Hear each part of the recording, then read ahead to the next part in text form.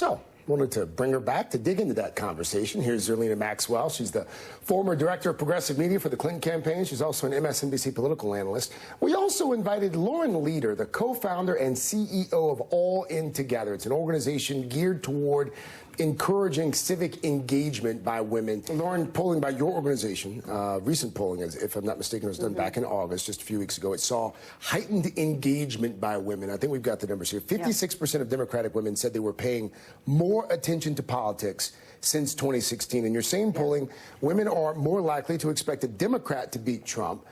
But if the Democratic nominee is a woman, voters give Trump the edge. Yeah. Walk us through that dynamic. Yeah, well, I think it was a very similar, we saw a very similar dynamic in these gender questions that we saw when Obama was running the first time, that the voters would say that they themselves were comfortable voting for a black president, but they feared that their neighbors were not, and that they wouldn't. And you saw the very similar dynamics.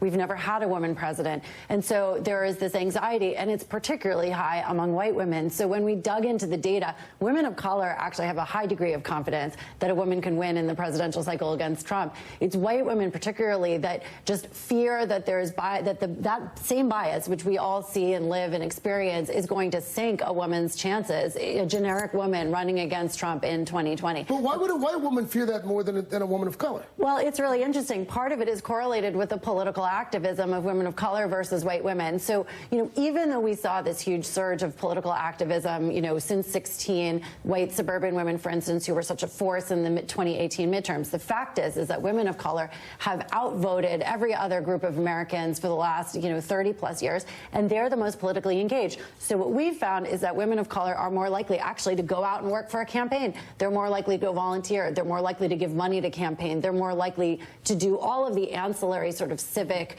leadership actions that it takes to get people elected. So I think part of that optimism comes from a sense of being on the ground and working for it. And that's where the difference is.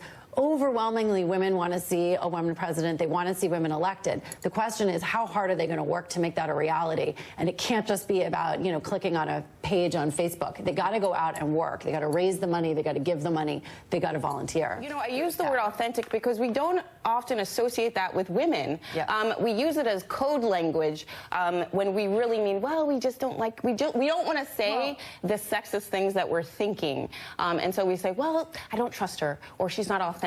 And I think that being yourself is the most empowering thing that Elizabeth Warren is doing. That authenticity is actually, I think, why she is doing so incredibly well. And it is a very deep contrast to Hillary Clinton, how she ran in 16, which was that she tried to be perfect in a lot of ways. And I think the women today are embracing their imperfection, are embracing their authenticity, are being human because they know that that's actually how women break through a lot of the bias that gets held against them. We're going to continue this conversation. We'll have it a few times over the next year. So thank you. Thanks for coming in, Zerlina. Always good to have you. It is